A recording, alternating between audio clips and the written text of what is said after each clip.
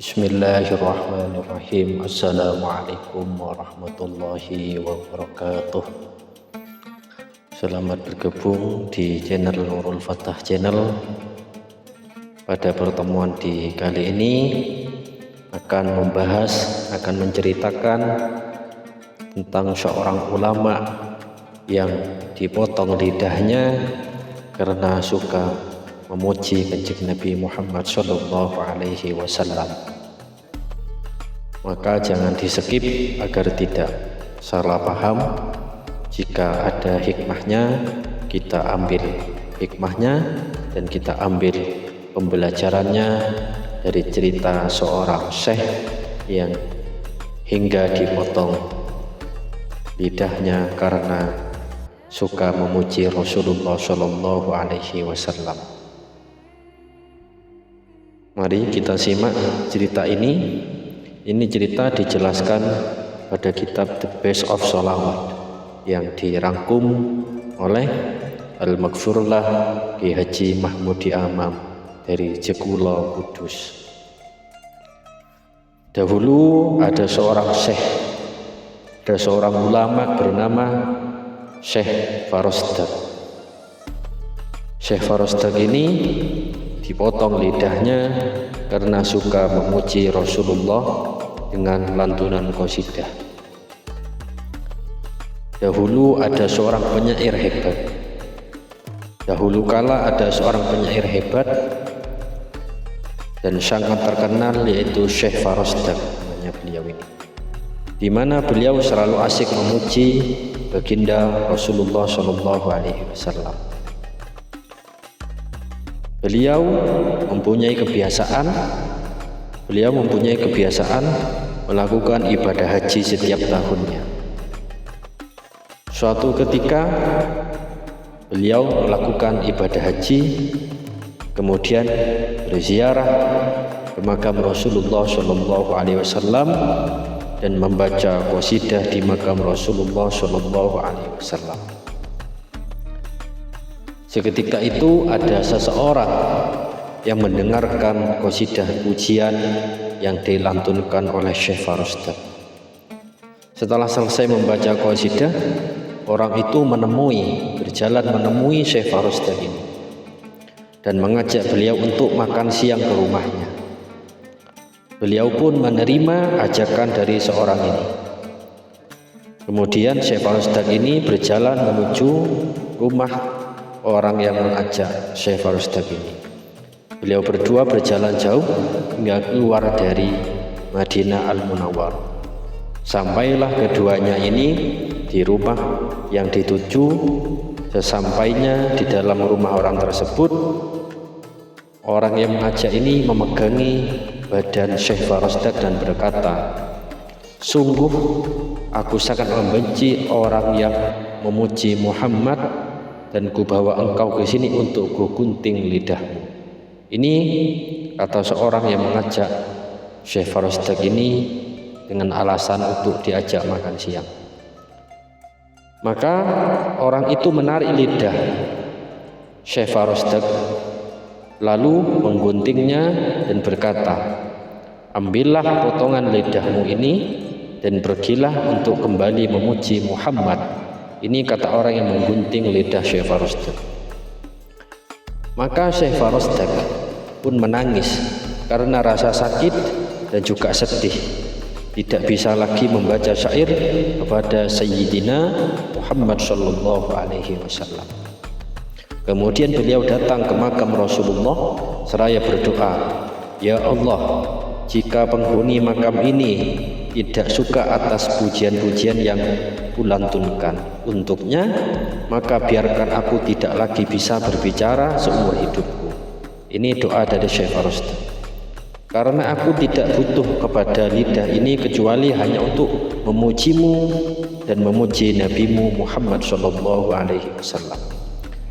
Namun jika engkau dan Nabimu ridho, maka kembalikanlah lidahku ini ke mulutku seperti sedia kala.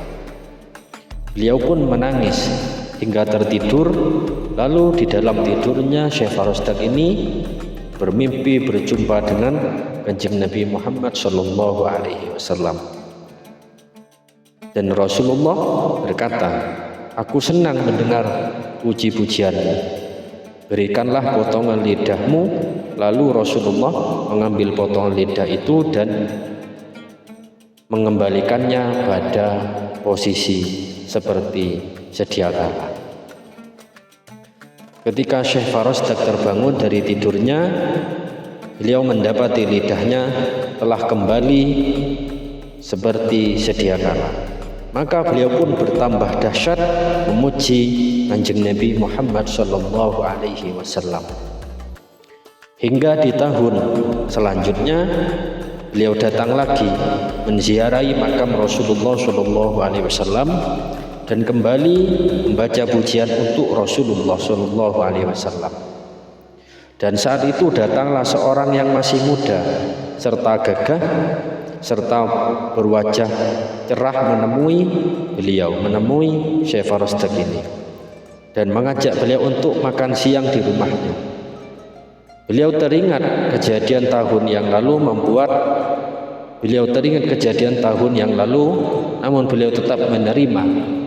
Syekh Farosdak ini teringat kepada kejadian pada tahun-tahun sebelumnya.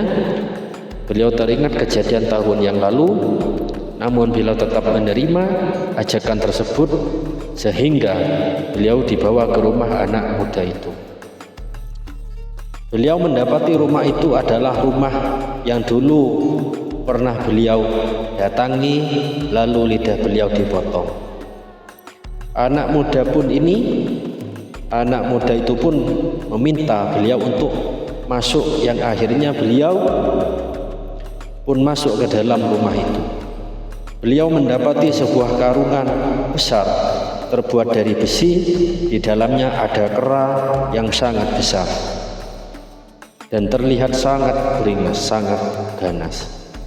Maka anak muda itu berkata, engkau lihat kera besar itu yang di dalam kandang itu, dia adalah ayahku yang dulu telah menggunting lidahmu. Maka keesokan harinya Allah Subhanahu wa Ta'ala mengubah menjadi seekor kera.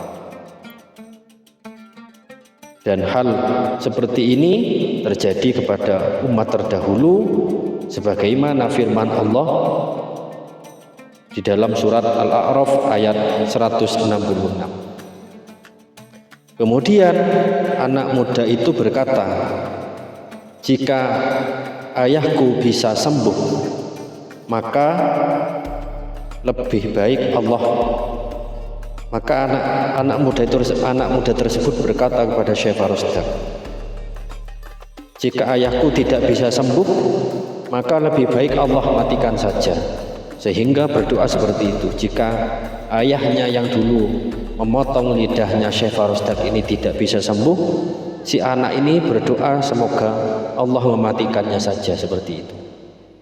Maka Syekh Farosdak berdoa, ya Allah, aku telah memaafkan orang itu dan tidak lagi dendam serta rasa benci kepadanya. Dan seketika itu pun Allah Subhanahu wa Ta'ala mematikan kera itu dan mengembalikannya pada wujud yang semula, yaitu kembali berwujud manusia seperti awalnya. Dari kejadian ini jelaslah bahwa sungguh Allah Subhanahu wa Ta'ala mencintai orang yang suka memuji Nabi Muhammad Shallallahu Alaihi Wasallam, karena pujian kepada Kanjeng Nabi disebabkan